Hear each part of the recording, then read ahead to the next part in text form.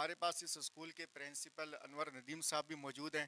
میں ان سے بھی گزارش کروں گا کہ وہ بھی آپ آئیں اور حضرت ابوبکر صدیق رضی اللہ تعالیٰ عنہ کے اوپر ایک عنوان پیش کریں اور گورنمنٹ آف پاکستان سے مطالبہ بھی رکھیں. السلام علیکم ندیم.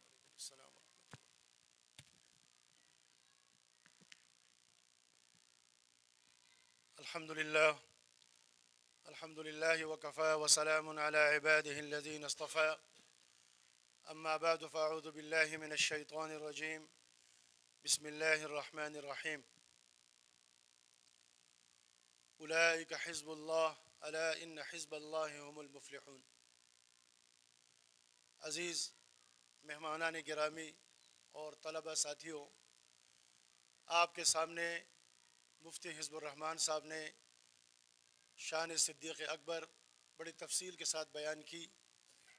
یہ خلیفہ بلا فصل رسول اللہ صلی اللہ علیہ وسلم کے بعد امت کے افضل ترین انسان حضرت ابوبکر صدیق رضی اللہ تعالی عنہ، جہاں وہ افضل ترین ہے وہاں ان کے شان میں مسلسل زہر اگلا جاتا ہے اور نازیبا قسم کی گفتگو کی جاتی ہے اور یہ تأثر دیا جاتا ہے کہ رسول اللہ صلی اللہ علیہ وسلم کے بعد خلیفہ یہ نہیں ہے.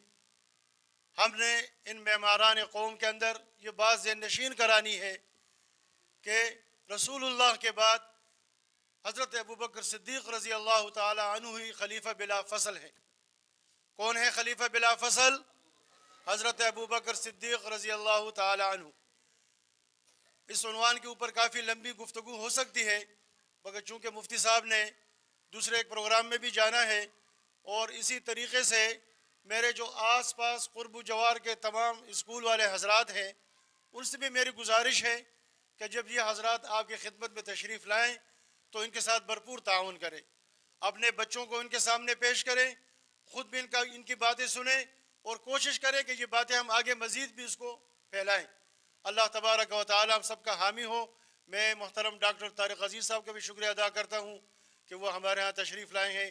اسی طریقے سے اس ٹیم کے جو باقی افراد ہیں ان سب کا بھی فرداً شکریہ ادا کرتا ہوں. والسلام علیکم. مفتی صاحب دعا فرمائیں گے.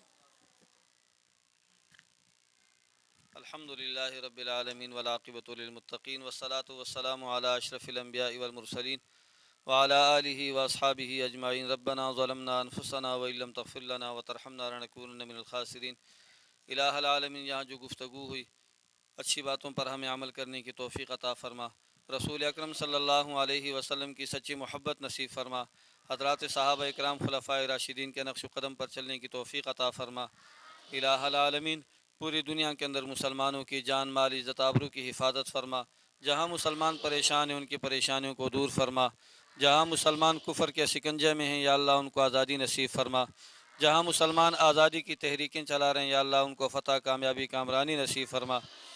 جتنے لوگ بیمار ہیں اللہ سب کو صحت کاملہ نصیب فرما. سب کی تمام جائز حاجاتوں کو پورا فرما. الہ العالمین، اس ادارے کو دن دگنی رات چگنی ترقی عطا فرما. اس کے اندر پڑھنے پڑھانے والوں کو یا اللہ اخلاص و الہیت نصیب فرما. بچوں کو حافظہ اور کشادہ سینہ عطا فرما. الہ العالمین، حاسدوں کے حسد سے، شیطانوں کی شیطنت سے، ظالموں کے ظلم سے، دشمن کی دشمنی سے، ہر قسم کے شرور اور فتون سے ہم سب کی حفاظت فرما. الہ العالمین، ہم سب کو رسول اکرم صلی اللہ علیہ وسلم کی صحیح معنوں میں اتباع کرنے کی توفیق عطا فرما. ربنا تقبل منا انک انت السمیع العلیم وتب علینا انک انت التواب الرحیم. آمین.